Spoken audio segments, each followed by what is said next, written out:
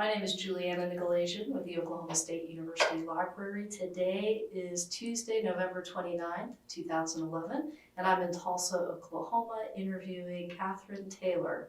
This interview is being conducted as part of the inductees to the Oklahoma Women's Hall of Fame Oral History Project. Catherine Taylor was inducted into the Oklahoma Women's Hall of Fame in 2011. Thank you for joining us today. Absolutely. Let's begin by learning a little bit more about you. Could you tell us a little bit about where you grew up and give us a little background on your early life? I grew up in Oklahoma City, attended the Oklahoma City public school system, was the third of four children. My mother and father, my father was born in Cheyenne, Oklahoma, was on the 1st Mounted Boy Scout Troop. My mother was from Ohio and moved to California, and they met in California as he was being deployed in the Navy. So they moved back to Oklahoma to make their family after they had their first child, and I was born in Capitol Hill Hospital in Oklahoma City. Okay. So tell me about growing up in Oklahoma City. What's it like? You know, it's a great Midwestern town. We lived in a small house in a neighborhood in the middle of Oklahoma City called The Village. There were a lot of small political subdivisions. This was one. I lived at 2206 Dublin Road and went to Ridgeview grade school. Two older sisters, 12 and 15 years older, so they were my oldest sister off to college as I was very young, and then my younger brother, who was 3 years younger, at home with me, and we kind of did what siblings do, tormented each other a bit, played outside. We did a lot of plays in the backyard. Sometimes, he had to be characters that he didn't choose to be, but I was the older sister, so that's how it worked. And our parents really raised us being very involved in political campaigns. They were always very involved. It was dinner table discussion for us, and I then went to junior high in the middle of desegregation of the Oklahoma City public school system. That to me seemed like a very adult problem. I was just trying to get on the bus and get to class on time so I could get my work done. And a woman stood in front of the bus and wouldn't allow us to move to the next class, to the school where we took our math classes. And we had to watch her being taken away by the police before we could move on to school. It was a very curious thing to me because in our family we never discussed people by race or religion, and we had a small home, but it was a very welcoming home. My mom and dad ran a small business, and employees of all kinds were at our house on a regular basis. So that was the time that I grew up in. Your parents ran a small business. Would you get involved with those activities? Would they put you to work? Absolutely. As you know, if your parents own a small business, it's a family affair. And so we owned a moving and storage company for a while. And my first job, which was $50 a month, which was a lot. Every Sunday, I had to go through all of the classified ads and do an index card of everyone who was selling their home, because that was a potential person that we could move their goods. And then those would be categorized and given to the salespeople, probably salesmen actually at that time, and they would make the calls on them. Then we owned an insurance agency and a dry cleaners. So I learned to make coffee, I learned to count the cash drawer, I learned to check in clothes. So there was always, we kind of lived really at our business. That's, I think, I first played hide and seek in a moving and storage company warehouse. Interesting way to grow up. Yes. But also interesting that you're exposed to business so young, too. Right. I think that at that time, certainly most of the people involved in business were men. My mother and father were partners. They were both equal contributors to the business. And so I think that helped me grow up and not really understand or have a concern about gender roles. All right, where'd you go to high school? I went to John Marshall High School in Oklahoma City, went to public school all my life. I was a John Marshall Bear, was editor of the school newspaper. I was on the high school debate team.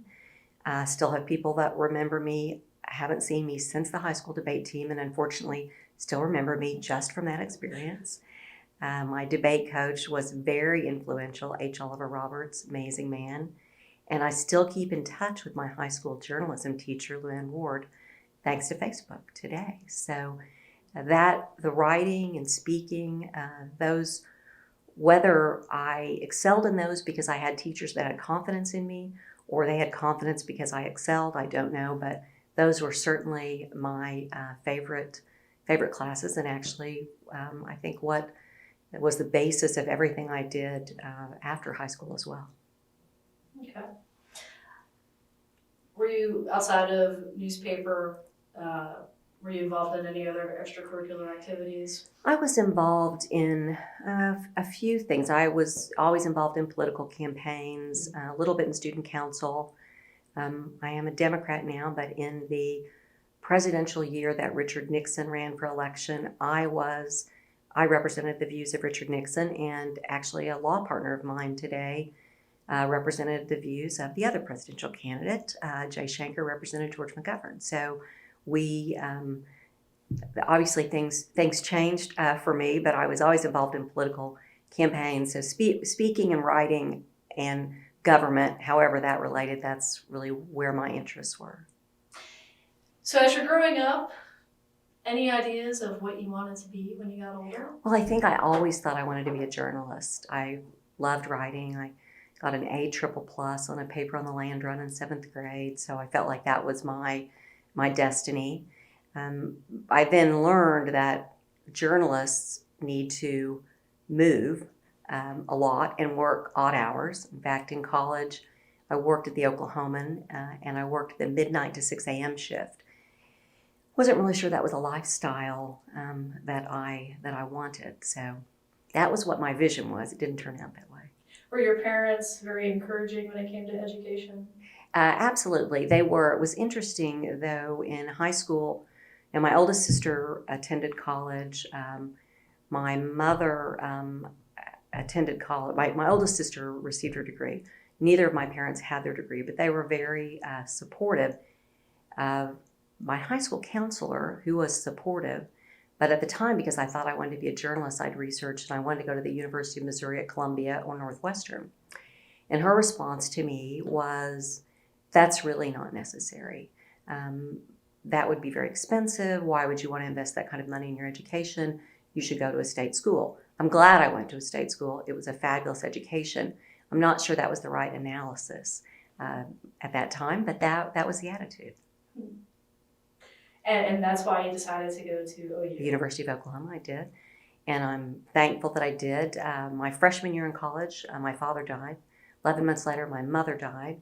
And so had I been at a certainly more expensive school, but also a school further away from my support network, I might not have finished college. As it was, I was able to, a family from Sapulpa stepped in that I just met through their daughter in my sorority. They put me through college. They let me live at their house in the summers because obviously I didn't have a home. And had I not, and my uncle, who was an editor at the Oklahoman, got me this midnight to 6 a.m. shift job, which I was, by the way, incredibly thankful for. What a tough kind of personal turning point for a young kid. Right.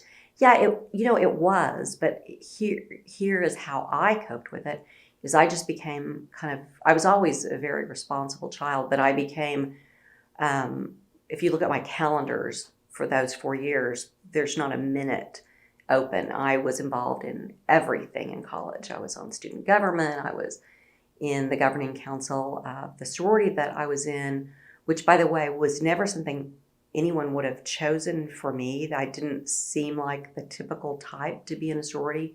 But again, thankfully, because that really became my home. There was a house mother. I got great breakfast every morning. I could store my stuff there in the summer. And that group of friends really, and still are, really my closest kind of family in a way. So it was a difficult turning point, but I always think that obstacles can become positive. They really shape you for the future. And that really shaped me for the future. I learned how to negotiate for my own car. Now, I had this really nice car, and then I had to sell it. And so I bought something that was going to be very economical. It was a Datsun B210. I bought it in the most undesirable color because that was the cheapest, dark brown. And I thought that I negotiated a very good deal on the trade-in. And that night, my oldest sister and her husband took me out to dinner to celebrate this major milestone in my life. And my car sales at a nice restaurant. And my car salesman was at the same restaurant taking two women out to celebrate the same evening. I have no idea if he was using my money or another sale he had made that day. But anyway, there were lots of great learning experiences along the way. And I really saw the giving nature of people.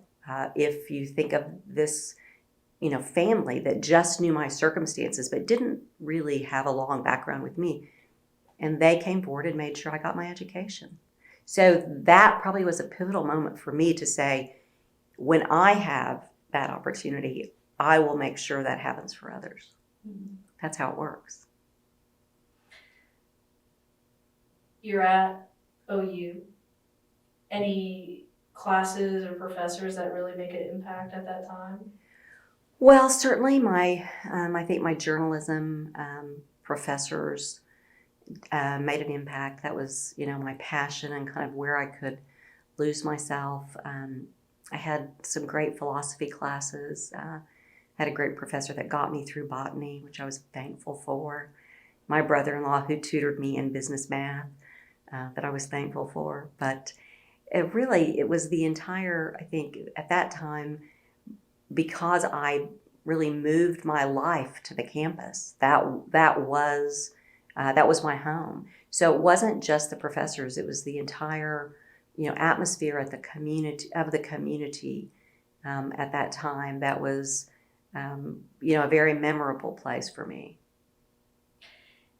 And so as you approach graduation, are you thinking, I'm going to leave here, I'm going to write for some Great. outlet? Well, I really wanted to travel, but I didn't really have any money to travel, and so I applied to be a traveling graduate counselor for the sorority that I was in, and I traveled all over North America, visiting college campuses, and then came back to OU to work at a program called Women Returning to College.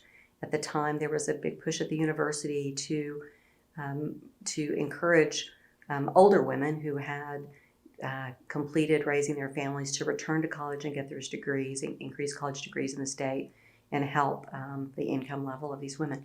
So I worked in that program and then decided that if I was going to pay off my gargantuan student loans, which I had at that point, and use my writing and speaking skills, that the right place for me would be law school. So while I was working, I applied to law school, and interestingly enough, was not initially accepted, was placed on the waiting list, and then was accepted, but I was graduated number 3 in my law school class. So I don't know what that tells you about the admission process, but I was in the first class that had a significant number of women. Our class was 1/3 women, and at the top 10 ranked, 7 were women, which put the law firms who hadn't really been hiring women in an interesting situation, because they prided themselves on hiring the top of the class, but were they to do that, they really were going to hire all women. And so that was kind of actually a weird way, a fun experience, because we were a good friend of mine who was also in the same sorority, also blonde, a few inches taller than me. We were interviewing back to back all over the country because we were from an oil and gas law school, and we were women and top of our class and whatever.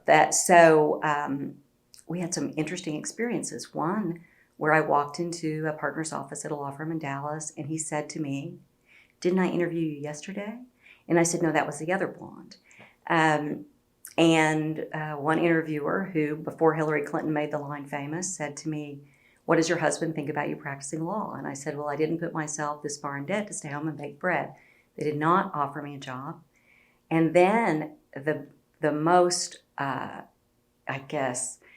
amazing experience to me because I just never experienced this kind of gender treatment difference. An interview I went on also in Dallas, and we went through the buffet line at this fancy business club, and I was at the front of the line because I was a guest, and I went to sit down, and one of the wait staff came and tugged on my jacket. And he said, "You need to go to the ladies' room." Well, I have never known for being very neat, and I do drop stuff on myself. And so I would assume that either I didn't have a shirt buttoned or I dropped a pickle on my dress or something. But in fact, I was headed into the men's only dining room to sit down. I didn't have any idea that it was that a firm that was recruiting me to work for them would take me to a segregated dining facility. But in fact, they did. That was a new experience for me pretty late in life to realize that even in this profession, that there was very much a separation of gender. Hmm. So that goes a little further than that. Now, before you tell me where you ended up Uh-huh. in law school, Uh-huh. where would you sit in the classroom? Oh, always in the front. Always in the front. This friend of mine that was in school with me, she also was, as I said, ranked in the top of the class. We had decided, we were going to be there. We were going to make a difference. We were going to sit in front of the class. So we did. And we got called on a lot. Well, that's a good thing. Yes, it is a good thing in law school. All right. You're interviewing all over the country. Yes. You're having all of these experiences. Yes. Where do you end up? Oklahoma City. Oklahoma City, and then not Tulsa. And very specifically not Tulsa. Oklahoma City, although I love Tulsa now, and I was the mayor, so it's a great city. But at the time, it lagged behind in terms of, I think, opportunities for women, or at least that was my perception. Not that I didn't get job offers here, great job offers, I did. So 2 reasons I ended up in Oklahoma City. One is I determined I was going to stay in Oklahoma. I think it was 2, I worked in New York City, I worked in Dallas. In New York City, there was a different bigotry. That was a Southern bigotry. I have an accent. I don't think it's dramatic, but in New York it was. And people assumed things about me, about my intelligence, about my ability to accept a multicultural environment. And I chose not to fight that fight at that time. And I think because of my family situation, staying in Oklahoma ultimately became important to me. I had a lot of debt, and the firm that I went to work for in Oklahoma City offered me the highest salary and a $5,000, this was in 1981, clothing allowance, which was key because I did not really have any clothing appropriate to wear to practice law in. And when I worked in Tulsa in the summer, the business clubs I had lunch in with the firms were still segregated. In fact, the private dining room that one firm would have their weekly lunches in was the men's only floor. And so if you had to go to the bathroom, if you didn't plan ahead, you had to find a waiter or waitress, someone to escort you to the elevator to go to the women's floor to use the restroom. It just was not a comfortable feeling for me, welcoming feeling, didn't feel like I could make the best impact. So I went to work at a small firm that was very entrepreneurial. They wouldn't, as long as you were smart and you worked hard, it really didn't make a difference. I was an oil and gas securities lawyer, 1981. It was the heyday of oil and gas securities law. Unfortunately, July 5th, 1982 came and I became a bankruptcy lawyer. But, flexibility is good, so. It's always good to adapt. Yes, absolutely. And how long did you stay with that particular firm? I stayed in that firm until 1988. I was a partner. And then my husband at the time was from Tulsa, really wanted to move to Tulsa, was not employed. And so we had a 3-year-old daughter who's now 29. And he wanted to move to Tulsa where his family lived. And so I looked for a job and became Vice President and General Counsel of Thrifty Car Rental in January 1989. And so that's a kind of changing industries. You went from oil and gas to bankruptcy.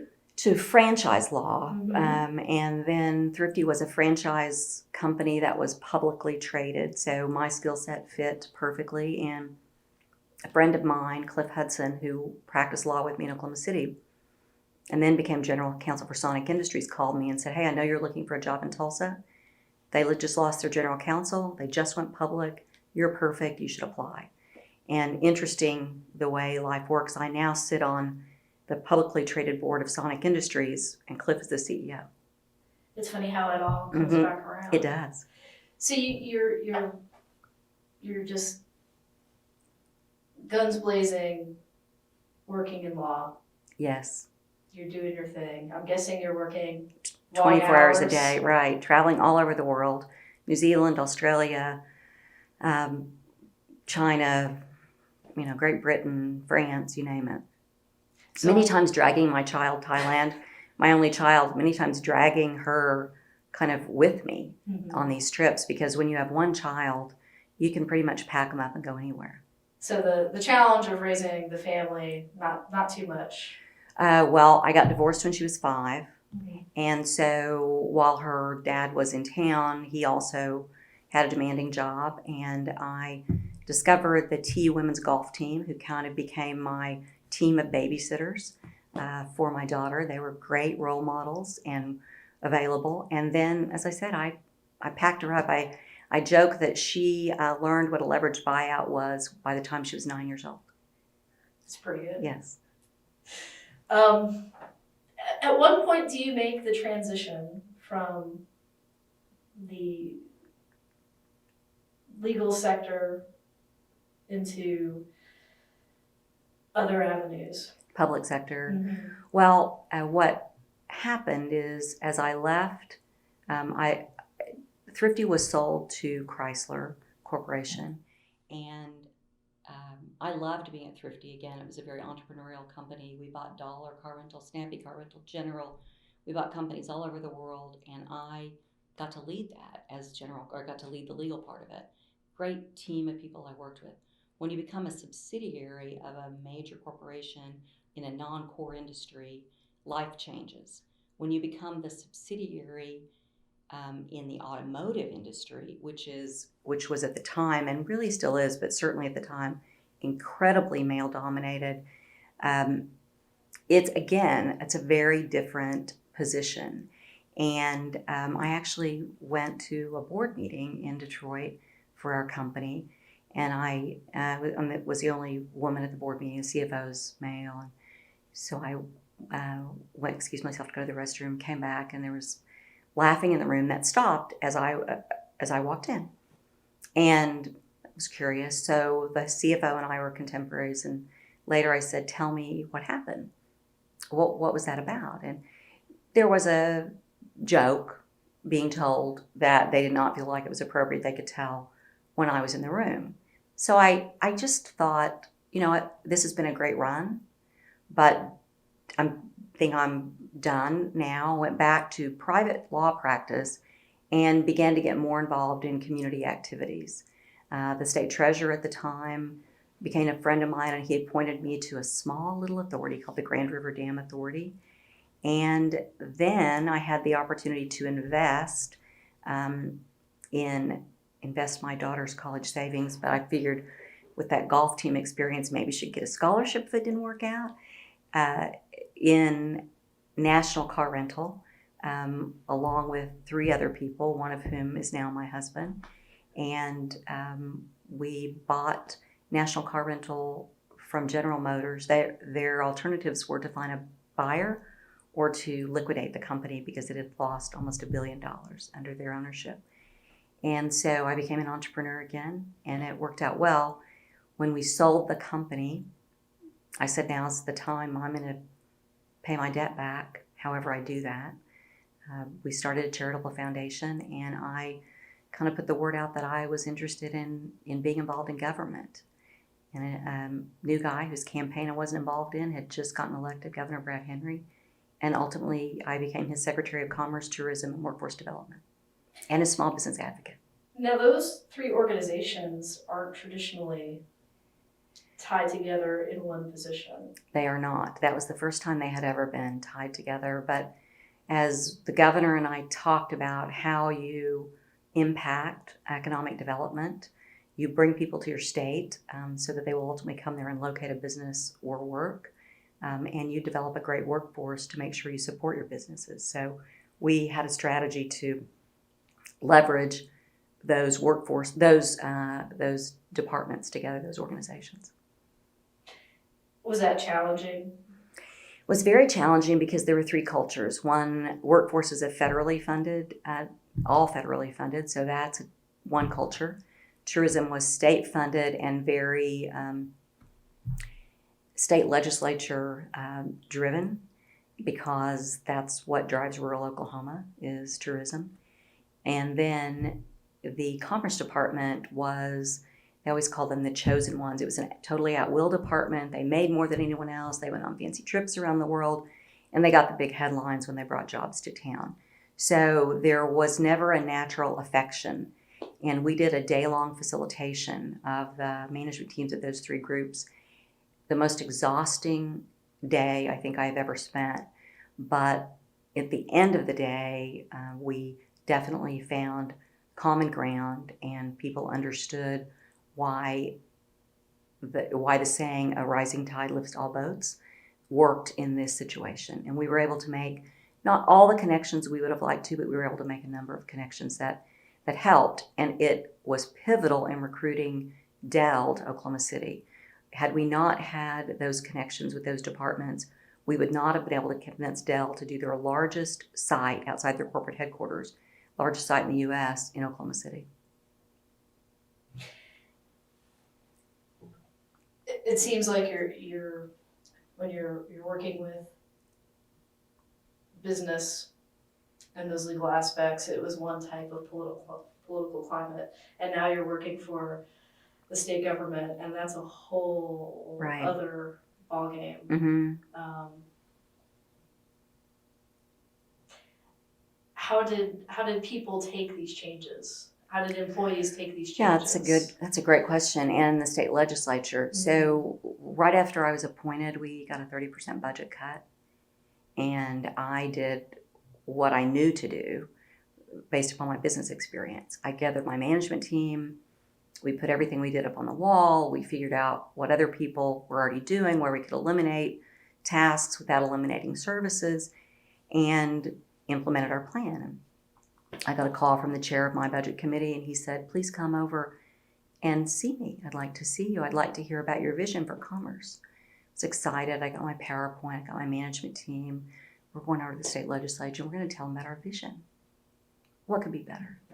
I walked into a room of men, arms folded, angry, very angry, because some of the positions I'd eliminated really were political positions, that they were in areas, quadrants of the state, and they really supported helping people get reelected. I mean, that's the only way I can say it, because that was the way it was.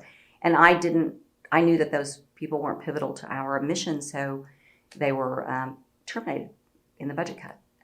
I didn't have the money, couldn't pay them. And so one of the legislators was, at the time, he just had surgery, and he was walking on a cane, and he picked his cane up, and he actually shook it in my face, and he said, it referred to a person that they had just kind of run off from the state government. He said, if you don't, do what's right, that can happen to you as well. And I said, I believe I've done what's right, but I'll make you a deal. I said, give me a year, and if I am not providing your constituents the services that you need, then you and I will walk to the governor's office and we'll jointly hand him my letter of resignation. That's the deal. And so fine. He's now really one of my very closest friends, and we recount that story and laugh. At the time, I did not think it was very funny. So the legislature did not support it well. The employees were worried because it was a new administration, and they were worried for their jobs. And did the change mean that they would be less impactful, less respected, or have less job stability? But ultimately, I think through communication with them on a regular basis, on a very open basis, we had suggestion boxes that people could anonymously ask questions that we would post responses to.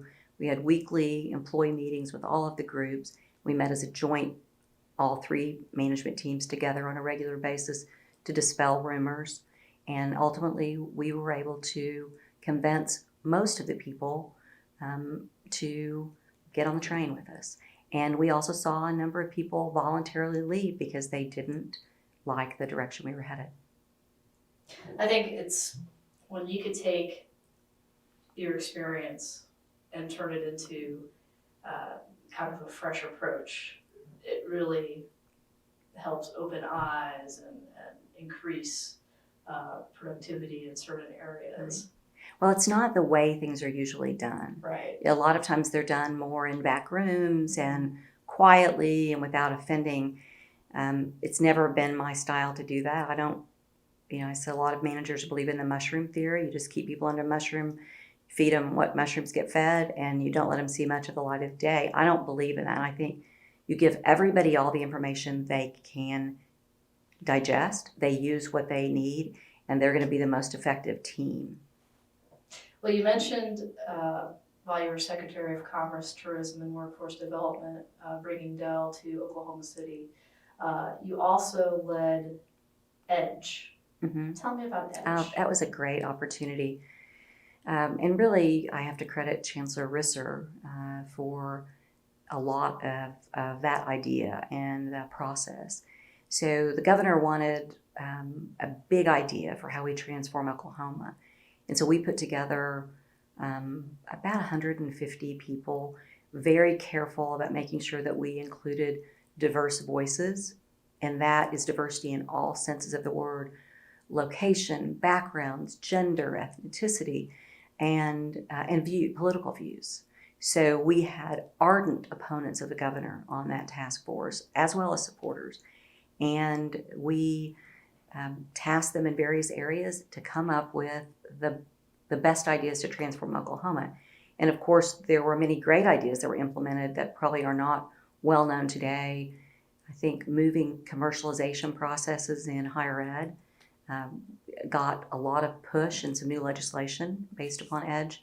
But the endowment, the $1 billion endowment for research in Oklahoma, was the big idea, and the idea that we fought very strongly to get funded and and it did receive significant funding. And I saw that they just released another 5 awards this last month to support research that will ultimately lead to jobs and new industry in Oklahoma.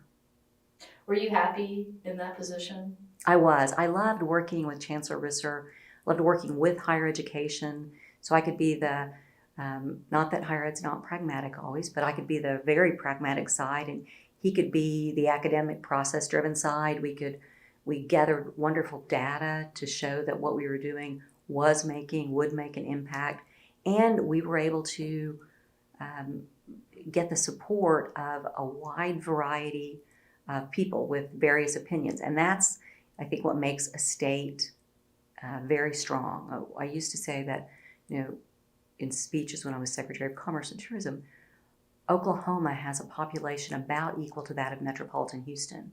If we do not figure out how to get behind some ideas all as one state, we will never compete in a global economy. And EDGE really got buy-in from especially the research endowment from across the state. Other highlights during your term as secretary? I led with Chancellor Risser a trip to Asia, China, and Japan, signed a number of 2+2 agreements with Asian universities and universities here, Oklahoma State, University of Oklahoma, University of Tulsa. That was a wonderful experience, not just to be able to experience the culture, but hear and talk with the students and the parents who were sending their kids very far away to have the opportunity to education. So, and I think that ultimately that experience is what led me to understand that there's a lot of important work you can do in the world, but the fact is, if you don't have a base of education, a lot of it you'll be doing over and over again. You'll pave the streets and you'll hire police officers, and you'll bring in some jobs. But if you cannot have a well-rounded, educated citizenry, and that goes true in Oklahoma across the world, then you don't have a solid foundation. So I think that was the lesson I learned, certainly from that experience, one of the lessons. Well, you decided to make a run for mayor of Tulsa. Mm-hmm. Did you just wake up one day and say, I think I want to be mayor of Tulsa? Well, I was encouraged to run, and so I'm a student by nature. So I attended my summer camp in 2005 was the Yale Campaign School for Women. It's a nonpartisan campaign school to encourage women to run for office. And the theory that you may have heard, and I think it's true, is that it takes 7 or 8 people asking a woman to run before she'll finally say, I'll run. And men apparently wake up and look in the mirror and say, I would make a really good governor. So I went to the Yale Campaign School and came back and said, I don't want any part of that. I'm not running for office. I'm going to stay with the governor, finish his term. I love it.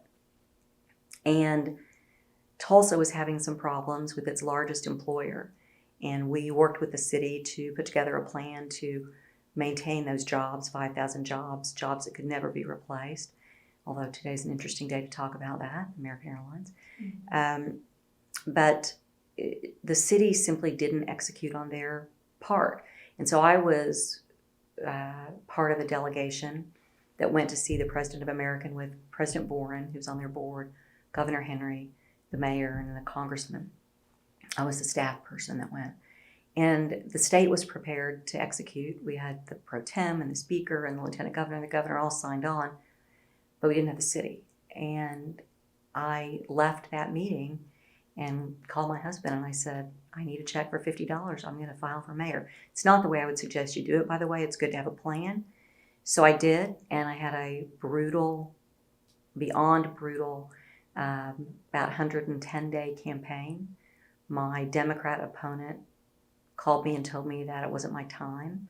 He'd been in the legislature. I could run later, but not now. That was not a good thing to say to me. And he then accused me of a couple of felonies. And I won by 64% against my Democrat opponent. He spent $1.5 million on that primary. I spent about $1 million. Outrageous. Then I had to run against the incumbent Republican in a Republican town whose uncle was the favorite mayor of the time. And I was about 9 points up. I'm a polling addict, I'll admit that. It was about 9 points up 4 days going into the election, and a robocall was made against me, a soft money robocall, saying that I was for gun control, for gun control, for gay marriage, and for abortion. Now, those are issues I had never taken a stand on. And of course, local government has no impact on those issues. But I won by 0.75 percentage point in the very, late hours of the night. What was your campaign strategy? Make life better. Did you do much door knocking? I did everything. First of all, I got a corporate branding firm to help me figure out, because I didn't know about political consultants, or didn't know any, what my slogan should be. My slogan was Make Life Better. And I explained my background, which was, middle class, lower middle class, just want to make a difference. And I knocked doors. I talked to anybody who would talk to me. I met with every group who would meet with me. I went, politicians go to a lot of church services. And for me, that was it's not uncomfortable going to church, but it was very uncomfortable running into a church and leaving. So I didn't do that. If I went to a church service, I stayed. I was raised in the Episcopalian church, and we're a 59-minute Sunday service. So the first time I went to another church, minister had called, said, would you come to my church? And I said, yes. What time does it start? He goes, well, this is the time, but come at this time. I said, no, I come for the whole service. And he goes, well, pack a lunch, because our services are 3 hours. So I met some of my best friends at those experiences. So I did everything, but I did a lot of TV commercials. I did a lot of direct mail. I spent a lot of money. I did a lot of fundraising. I had a wonderful campaign finance team that volunteered to help me raise money all across the state. I had people that have fundraisers for me in Oklahoma City. So I did every strategy there was, and mainly I did a lot of polling. I did everything but one thing, and that is when I ultimately hired a campaign consultant, I said, I have to live in this town and I have to live with myself. And so I will not do personal attack ads. I will focus on issues. I will focus on ineffective decision making, but I will not focus on people's families. That's something I choose not to do. And he said, there's a good chance you'll lose this election. I said, I understand that, but that's a decision I get to live with. And I almost did lose the election, by the way. It's hard going up against an incumbent. It is, and I was pretty, people still come up to me and ask me about the accusations that were made against me in the Democratic primary, believing them to be true, because if they're said, people believe them to be true. That I voted twice, that I didn't pay my taxes, that all kinds of really amazing things, tactics, political tactics that were used that I was completely unaware of. I didn't know that you did opposition research on yourself to find out what people might be able to string together to accuse you of. I just never considered that. I really was a little bit naive, even though I'd been to campaign school, to think that it was about my ability to do the job. We have a strong mayor form of government. I had a CEO background, and that's really how I ran. It's I'm going to be the CEO of the city. Tough skin. Yeah, you have to learn to have tough skin, or a room to be in by yourself for a while, or with some very close friends. And I had a great family. My daughter left Congressman Boren's office and came back to help run my campaign. And my husband was out on the road for work one day and called and said, how's the campaign going? And she said, well, I've got some good news and some bad news. The bad news is that you are a bobblehead behind bars in a political commercial. The good news is you have on some really cool sunglasses. There's always that plus side. Yes. What was the hardest part about that campaign? Two things. One is I didn't ever realize that I hadn't really spoken a lot about my parents' death, even though it had been in 1973 and 1974. So this is 2006. So I had to speak about that to crowds of 500 and 1,000 people. Now I can speak in front of anyone, but it was very hard to learn to speak about that. It's just not something that I had. So that was a good cathartic experience for me, because I think I probably grieved it from my 1973 and 2006. And then just George and I told me, when this campaign is over, you will be surprised about who your friends are and who your enemies are. And so I think that was the hardest thing, because there were people that I very much believed were my supporters and my backers, and people that I never thought would be a 2 a.m. phone call for me. And I found out who those people were. I think that's an important lesson in life. Well, at 2006, you're mayor. Mm-hmm. Tulsa, you're trying to get things going. Get the ship right. What were some of your biggest challenges going into office? Well, I was elected on April 4th and took office the 20th, had to assemble a staff and then get a budget by May 1st. And it's a strong mayor form of government, so I really believed I needed to do the budget. I did do the budget. Staff didn't quite get that. At first, they were like, why does she want these numbers? She's the mayor. So that was the first challenge. We were in a very difficult economic time. Polling showed that nobody was going to do anything. Now, the citizens would not vote for anything else until we fixed the streets. So I submitted the budget. I assembled a staff as best you can in 2 weeks, and then got the news that the convention center, BOK Center, that had been started under the previous mayor, was about, the bids we opened were about $65 million over budget. So we had a strategy. We ultimately did some value engineering, decreased it, got a little bit more money from the county, finished it. It's been a great success. And then in 2007, we had the worst ice storm our city's ever had.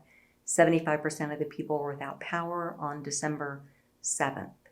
And as I gathered in this antiquated war room that had no technology in the basement of Old City Hall to try to map out a strategy for what we did, I learned from our engineers that the city and PSO could do only so much, but under our Corporation Commission rules, the citizens are responsible for what's called a weatherhead, which is where the wires come into your house to make sure that you have power. And even if PSO restored power, everyone had to have their weatherheads fixed because the ice had pulled most of them off the wall, off the sides of the house. And the engineers said, oh, everyone will understand that. And I said, well, let me just tell you that this mayor doesn't understand it, and so we're going to educate.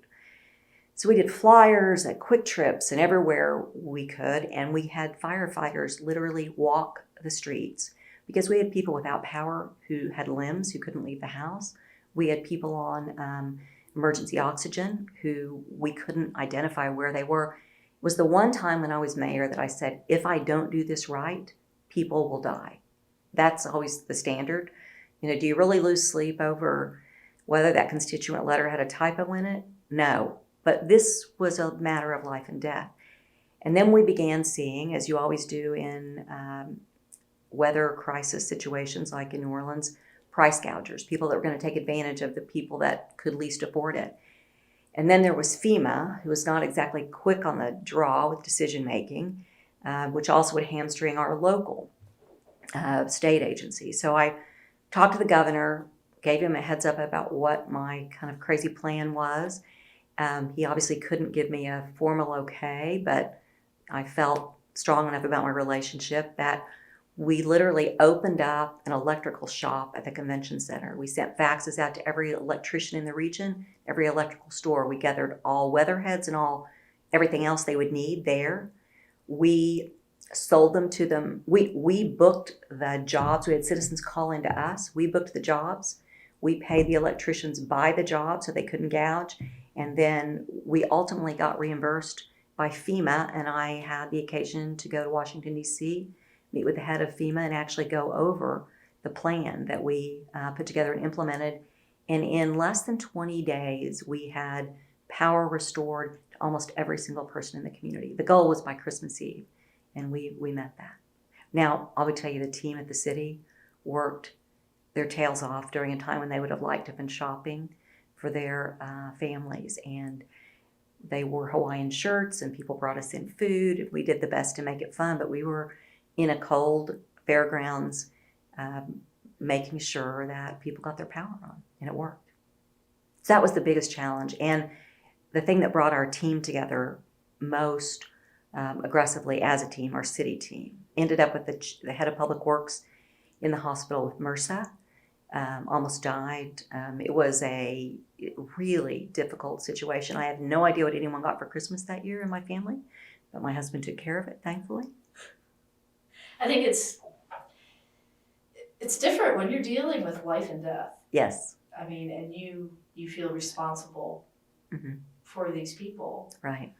Well, I've only started sleeping again through the night because I was on call. If I was in the city, I was on call, and if there was a murder, I asked the police to call me, and they did. I did feel responsible. I needed to know what was happening in the city, and so one night, and it was during the ice storm, I got a phone call from the fire chief, and he said, I think there's something I need to let you know. And a friend of mine and her husband had just been killed in a fire, and their law partner was a good friend of mine. And I said, I'd like you to hold that information for 15 minutes because I'd like to be able to go over and tell him face to face that he's, lost his law partners. And so, that was a very difficult experience. But when you say you feel responsible, I felt not that I caused it, but I was responsible for the aftermath of those things. When someone was murdered, how was the investigation handled? When there were 3 young men, 17 years old, killed about my second month in office, and I went to meet with their families and said, please help us with this investigation. And the mother said to me, you want to get the rest of my babies killed? Meaning if she snitched, then her family was at risk. And from that, we started a confidential, reliable citizen program where we could absolutely ensure confidentiality to people who would give us tips for solving violent crime. So I didn't ever feel like I caused it, but I did feel like I was responsible for at least doing what I could to make it not happen again. I wonder how many mayors instruct the people in their community to call them, to inform them Mm-hmm. of these events. I'm guessing not many. Yeah, I don't know. I will tell you that as I was in a leadership team with the U.S. Conference of Mayors, and being mayor we all agreed was a different job. And I have friends that were mayors that are now U.S. senators and congressmen and governors. Being mayor, you have a very defined responsibility for a group of citizens, and it is other than school board, and you're not in charge of police and fire and water and all of that in the school board. You're really responsible for people's lives, and so I think mayors actually, as a group, take that very seriously. And I got to be good friends with Mayor Menino of Boston and Mayor Bloomberg in New York, Mayor Nickel in Seattle, and Mayor Daley in Chicago. And I will tell you, if I had an issue, I would often call on them for advice because no one else really understood. It's a diverse business being mayor. There's no company that's as diverse as the city. You do plays and you do police. They would answer my call. If a mayor calls a mayor, you get a return phone call within 3 hours. Staff knows that we have crises that need responded to immediately, and we really shared. So I don't know, but I think all mayors that I know felt that sense of true responsibility for the citizens. It's a different job than any other, I think, elected official, especially in a strong mayor form of government. Did you have a learning curve? Was there something you had to really educate yourself about? Police. I had no, first of all, it's a paramilitary organization. They communicate differently. They're very black and white. I'm not. I joke a lot. And that did not translate well to them. So I had to really learn to communicate with them. I had to learn where I could get my information, the chain of command. I couldn't just call a captain because he would be uncomfortable having to respond to the mayor without going to the chief. My police chief was on suspension when I took office, so I didn't have a police chief actually. So that was the biggest learning curve for me. Hadn't really been involved in murder investigations before. So you dealt with the ice storm. Got the streets done. Got the streets done. BOK Center completed. What are some other things? Moved into a new city hall. We had a vacant building that we'd lost a company. I happen to know the guy that used to be the CEO. Happen to have another couple of good visionary friends who realized that the city was taking up way too much space downtown. A lot of different buildings that were dilapidated, needed a lot of repair. No one was going to move into the Wiltel building. We could finance it at tax-exempt bond rates. And they felt guilty enough about taking the jobs. They gave us a really good price on the building. So we consolidated 5 city facilities into City Hall, moved into an open office environment. Talk about an employee culture change. That was a very difficult culture change, but we managed it. We shared the building with other tenants. That was something new for city employees, but it was great. And then we built a new ballpark. And so what they say when you become mayor is they say, if you want to get reelected, don't pass any taxes. We passed the streets package, largest investment in streets in the city's history. Don't build a new municipal facility. don't build a new performance center or a ballpark. And we did all of those things. And I simply chose to not run for reelection. I felt like I had given back. I had really given up my life. My family was very patient. They said I had dinners with other people much more often than I ever saw them. And I thought it was a good time to turn the keys over to a successor. So, and I also believed that I could complete my term making some hard decisions if I didn't have to worry about whether those impacted my reelection. So that's what I did. You had great approval rating. I did. Was it a tough decision? It was a tough decision because I loved the job. I really did love the job, but I do think you have to know when to step down, when it's right for you. And I'd made a lot of decisions, which means I'd made a fair number of people unhappy. I had stood up to forces in the community that hadn't had anyone talk straight to them in the past. That was my style, and we made a difference. We trained 1,000 employees in lean processes through our partnership with Career Tech, saved probably $12 million in annual city funding that we didn't really ever talk about. But I gave it everything that I had, and I thought, it's time. I think I've accomplished what I can. A second term would be more about me than about the job, and I didn't have any long-term aspirations to do anything else. I like running things, and I loved running the city. It was time to, I felt, once I came to the decision, I was very much at peace with it. And you didn't take a salary as mayor? I didn't take a salary. The city was in difficult financial time. I have been fortunate enough to have made a great investment that gives me everything that I need, and I felt like it was better for that money to be used. I just, in retrospect, it may have been the wrong decision. Certainly, the current mayor and I have similar financial situation, and he does take a salary. And I don't know whether some people validate your work by the salary. I didn't. Mm-hmm. I worked just as hard as I would have if I'd been getting a salary. The salary was not the relevant thing for me. I don't know whether that was a mistake for me, but I didn't, and just didn't feel like it was the right thing to do.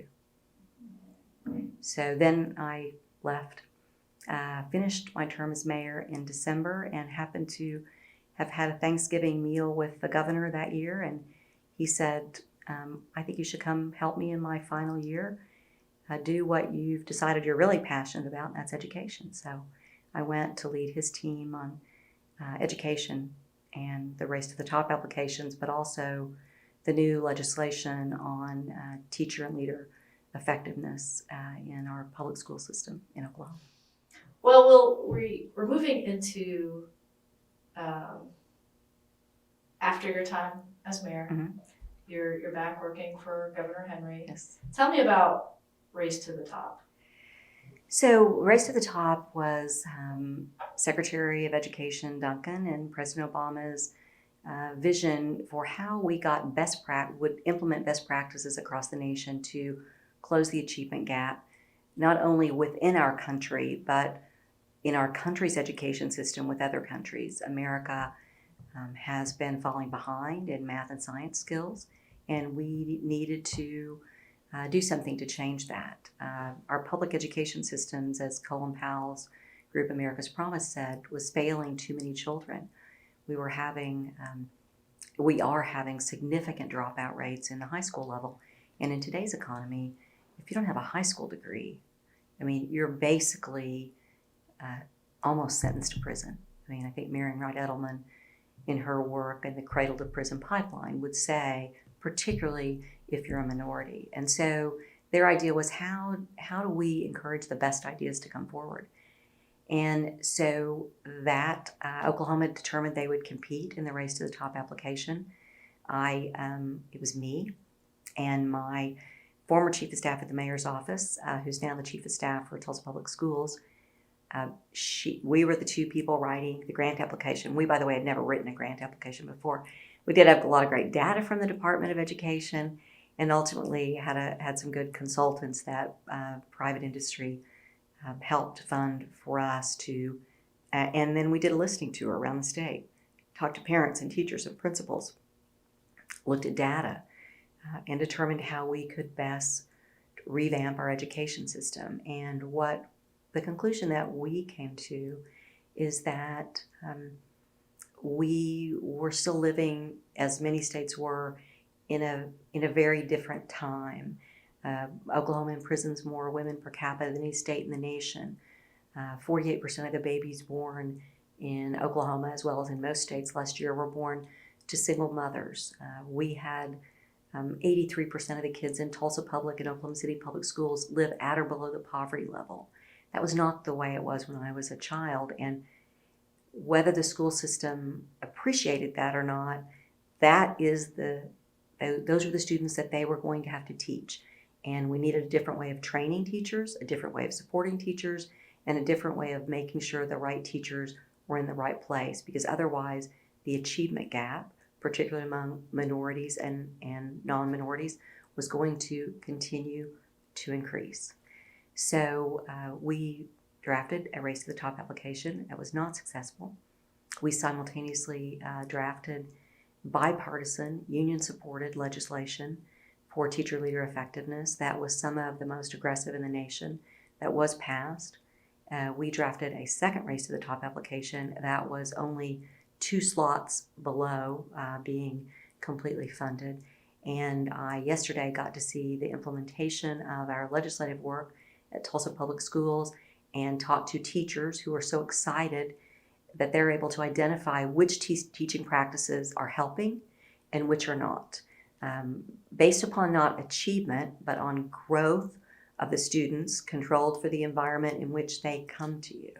So it's very exciting work, and I think very exciting work for teachers to be able to do the very best job, which is, by the way, why we know they're in that profession. What is it about education that you feel is so important? You've had a very interesting career here. What really draws you to education? Well, I certainly, if I hadn't had the opportunity to get my education, I'd be in a very different place. My husband feels the same about his life. I think that it's the base. I mean, if you want to have a safe city, educate your citizens. If you want to have a healthy city, make sure you have an educated citizenry. If you want to have a population that has a good per capita income and then contributes to your tax base so you don't have potholes in your streets, then have an educated citizenry. So everything goes back to that foundation. If you fail there, you're going to be playing catch up forever. And as the world becomes smaller and smaller, the ability for students to have a post-high school education is vital. And if we don't get them out of high school, where they can read, compose a letter, and have basic math skills, they won't have an opportunity for any post-high school education. And in Tulsa, and I certainly credit President Tom McKean with this, but we did first discuss the idea on the 11th floor of Old City Hall. We have the opportunity for every child in Tulsa County to get a 2-year associate's degree at Tulsa Community College at no cost to them. There's even a trust fund to buy their books if they can't afford it. But we had to get them out of high school first. So going into these schools and all across the city when I was mayor, realizing the importance of education and realizing the lack of support that teachers had and information they had on how to do their job the best in challenging circumstances where kids were coming to school hungry, where kids were coming to school having slept in a meth house or in a violent situation. Things have to change for our city, our state, and our country to remain strong and to provide a future for our kids and grandkids. So education is the base. We mess that up, everything else is much harder or impossible. How do you think the state of Oklahoma is doing? I think we're doing better. I worry about budget cuts on education. I do think that it matters. I mean, I know that higher education and public education and career tech get a significant amount of our budget. I think that's appropriate. I think there's work being done to gather data that can truly show the significance of education and the gaps in where it isn't working. Where it's not working, we can redirect funds to areas where it is. So I think we're doing well. I think we've got to continue with the promise of the Oklahoma Higher Learning Access Plan. We've promised these kids OLAP. We've got to do that. That's important. And we have to continue, if we're involved in education, we have to continue to make it more effective.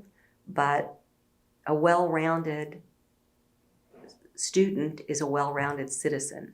So we certainly want to train people and educate them so that they can make an impact and have a job in the world, but they also need to be educated so that they can have a broad worldview. And I think we have to balance those when we look at funding. Talk to me, I know this is a little bit close to your heart. Talk to me about the importance of mentoring. Well, I think it's invaluable. We started a program again because we saw how many kids were in poverty, how many kids didn't have any exposure to opportunities, and so we were losing them in 8th grade. That's where the big dropout rate is. So we started a program called Mayor's Mentoring to the Max. Got a little funding from a couple of companies, and we trained 500 mentors to go into high poverty schools. And then we would interview them, do statistics later about the impact that made. But we'd also get anecdotal evidence. The mentor said it worked for them. The kids had lower absenteeism rates. The teacher said it made a huge difference in their ability to teach. So it's helpful in K through 12, but it's also helpful, and I think it's an obligation. It's certainly an obligation I feel now. I have people call me, send me Facebook messages every week asking me to meet with them for coffee, to advise them on various issues. These are men and women at all various stages of life, and I take that seriously. I think it's very important. If Robert Butkin had not mentored me as to how to be in public service, I wouldn't have been on Governor Henry's staff or ultimately been mayor of Tulsa. So I think it's an obligation we all have in a community to support each other with our life experiences. Anyone can fit the term mentor, based upon how they share their life experiences with others who ask. It seems that throughout your career, you've always made time, probably more so now that you have a little extra time, to be very involved in the community. And you kind of touched upon it as we were talking, and why is it now, today, such a big part of your life?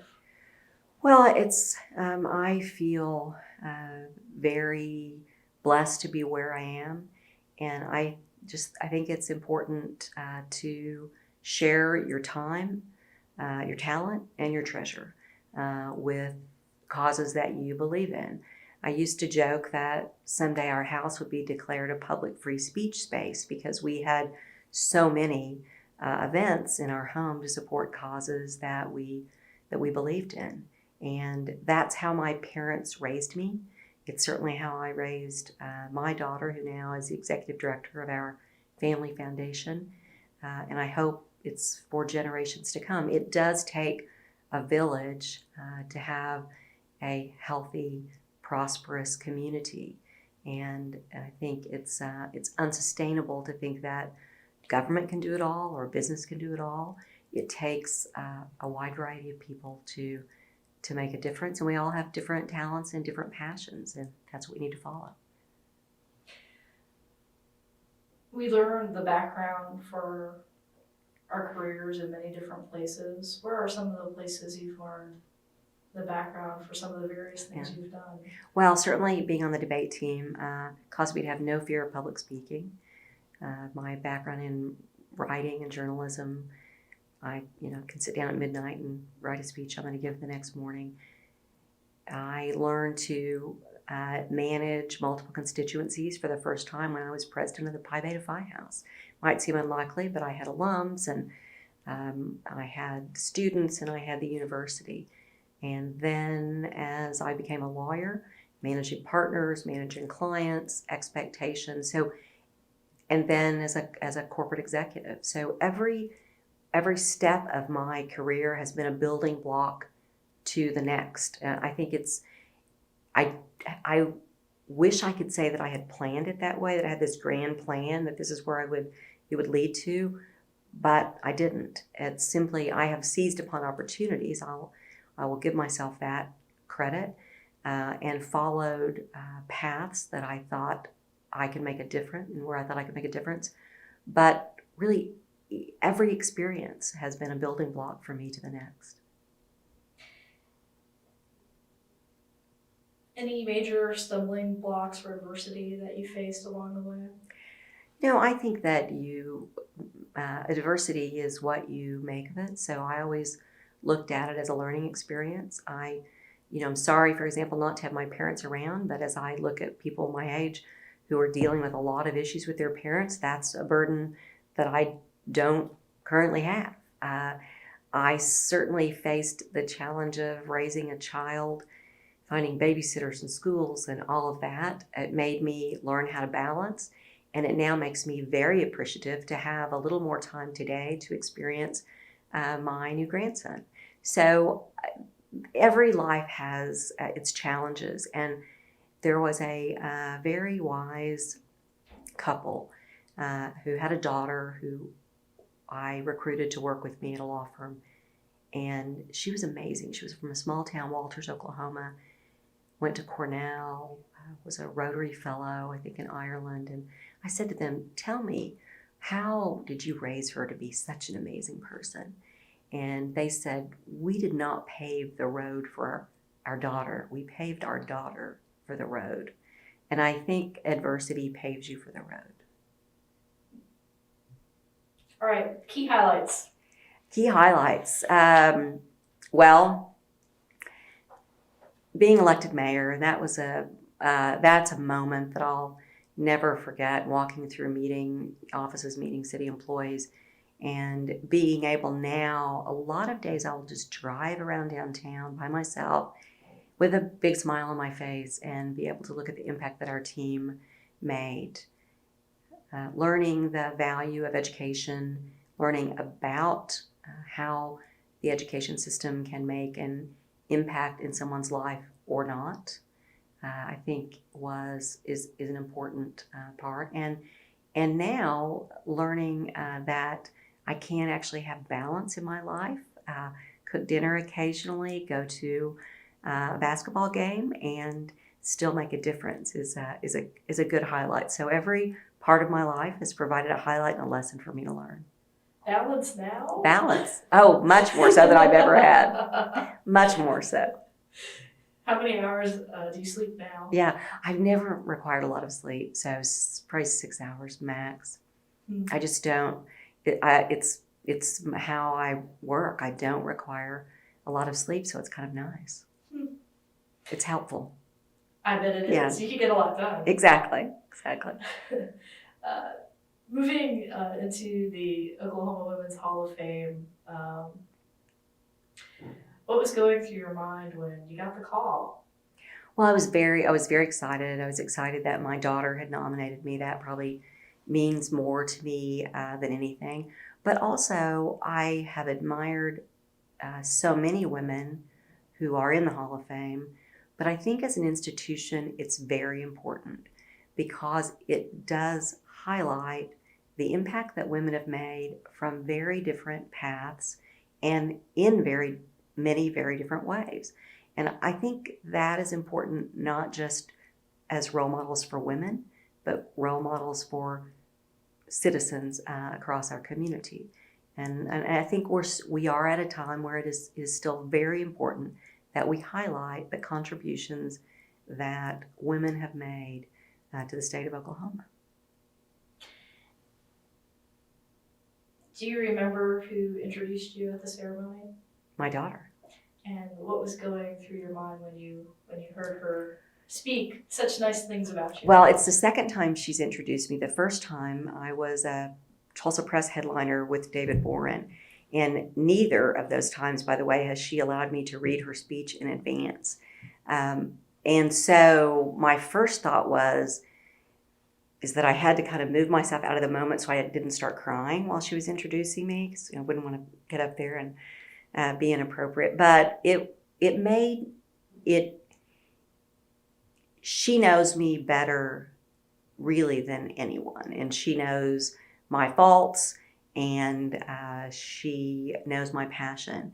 And so to have the respect and love and support of your family, my family was all there, and have your daughter say wonderful things, but also then to look at her and see the amazing young woman that she's become and the impact that she is already making in the world, I think is the best reflection. It was moving. I was in the audience, and she did a really great job. She's a really good speaker. I really hesitate. In fact, David Boren said after he spoke after her at the Tulsa Press headliners, he goes, "There aren't many people that I don't like to speak after, but I think Elizabeth might be one of them." She mentioned in her speech that John Steinbeck got it wrong. Right. Right. And how so? I guess you'd like to say that a lot? I do. So people think that the story of the Grapes of Wrath is about a poor state that was uneducated and shouldn't be admired. But in fact, when John Steinbeck really wrote about these characters, the Joads, he said that if America had a national character, in fact, he thought these people that were beginning to be called Okies would represent that character because they could face all adversity and conquer it. They had a spirit, a sense of community to support each other against all odds. And so, to me, you can read The Grapes of Wrath with that common analysis that it's about a poor state, people that wanted to find a better life. But I choose to read it in the way that I believe his notes say that he wrote it, which is really about an amazing spirit of people and a spirit that I believe still exists in the state of Oklahoma, whether it was the Dust Bowl or the oil crisis or the Oklahoma City bombing or tornadoes or ice storms. We rise as a community to the occasion, and we don't whine. We get the job done, and we do it, I think, with grace and humility. And I'm very proud to say I'm from Oklahoma. I never miss an opportunity to tell people this is the state that I call home, that I have lived in most of my life, and the state that I choose for the rest of my life to stay in and make an impact.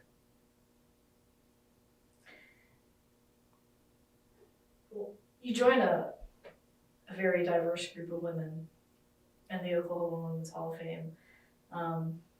Women from all walks of life, all professions.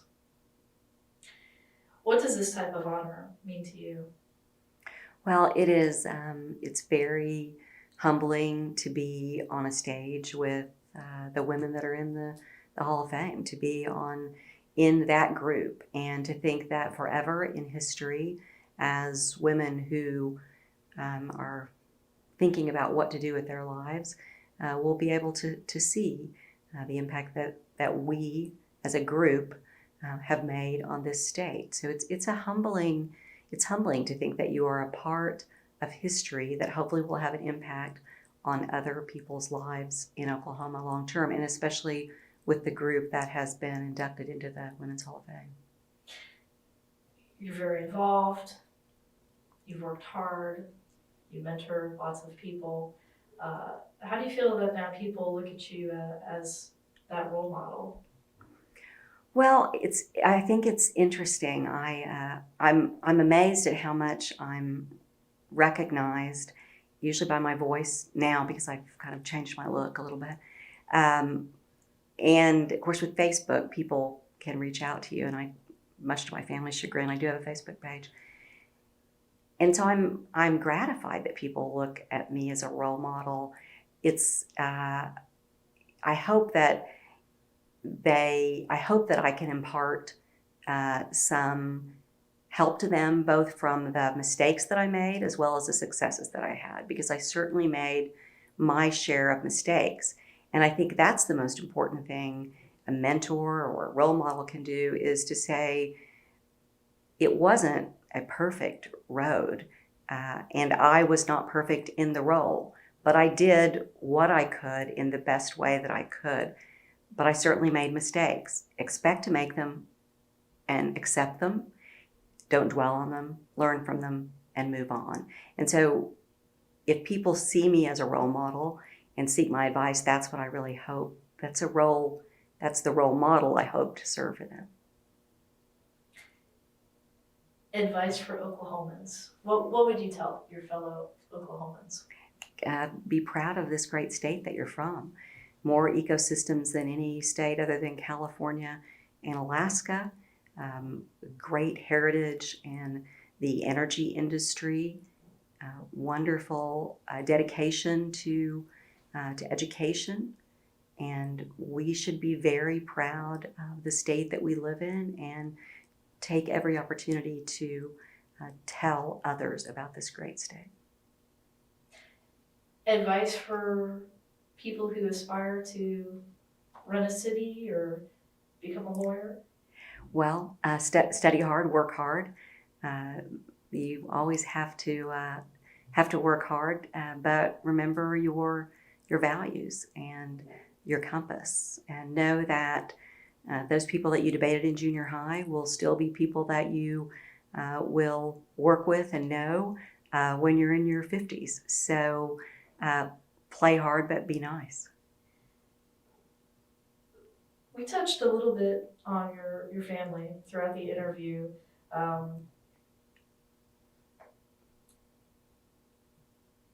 Could you talk a little bit about the role of your family in your life now? Sure. Well, certainly my husband and my daughter and my stepdaughter and my grandkids, who range in age from 5 months to 17, are great supporters. The ones that were old enough to walk when I campaigned all knocked doors for me. And my husband did my laundry, made sure I had food to eat, and they serve as my sounding board. And certainly my oldest sister, who's in Dallas, and my other sister and brother in Oklahoma City, share very different political views. I'm the only Democrat in my family. They're all Republicans. But they always support me and are very proud of me. And my brother still, even though he still torments me as he did when I was a child, and we have great political arguments. If anyone criticizes me, he is the first to defend me. So my family has played a very important part, and I don't know how you could ever take on the kind of roles that I have been blessed to take on without incredible support and encouragement from your family.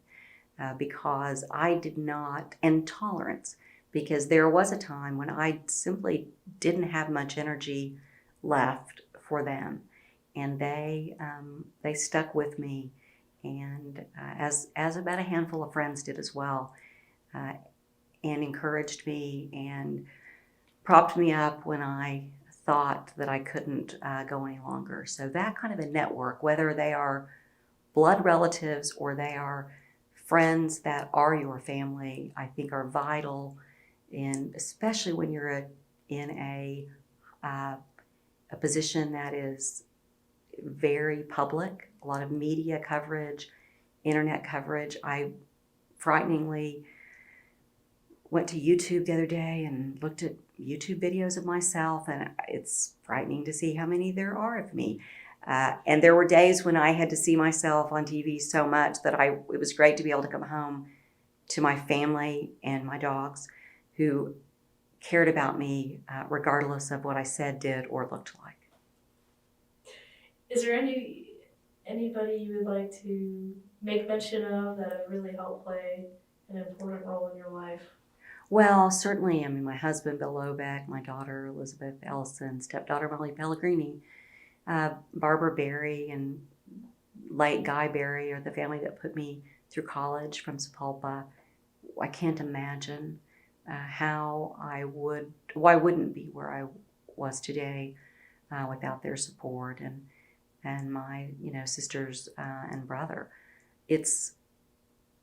And I have a handful of friends that came from Oklahoma City that had never been involved in a campaign before, that campaigned in some areas that they didn't know in Tulsa and knocked on doors that they didn't know what was going to be on the other side, and they saw a lot of interesting things. So there is a whole village of people that allowed me to be the public person and make the public contributions that I made. What does Oklahoma mean to you? It is really my family. It's my base, my foundation. It is, as I've said, I've lived in New York, Dallas, Minnesota, Florida, Washington, D.C., but Oklahoma is home. It is where my values come from. It is the place that I most want to see continue on a positive force and course. Up next on the agenda? Well, I'm playing with this grandbaby and I'm traveling a lot. My husband has a couple of trips places he'd like to see, and I'm trying to learn Spanish. Taking a lot of it, but it's rusty, so I'm trying to learn a language. And I don't really know. In my life,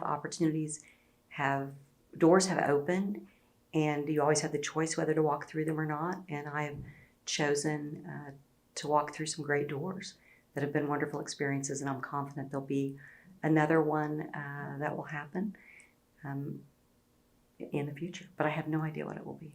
It's not going to be retirement? No, I'm not ready to retire. I have decided that. I enjoy being active. I'm very much, my energy is by interacting with other people. So I have to be in a high energy, high people touch environment. So we'll see. Well, when we look back, when history is written about you, what would you like for it to say? I hope it says that she was generous with her time and her talent and her treasure, and she did things that she had a real passion about and made an impact with the team on people's lives. Well, I know we kind of just skimmed the surface on so many different things, but is there anything else you'd like to add that we haven't spoken about? No, I think we have done a great job. Thank you very much. I think we've been through a lot of great memories and a lot of my 56 years of life. So I enjoyed it. Thank you. Well, thank you so much for adding your voice to our project. Absolutely. Thank you.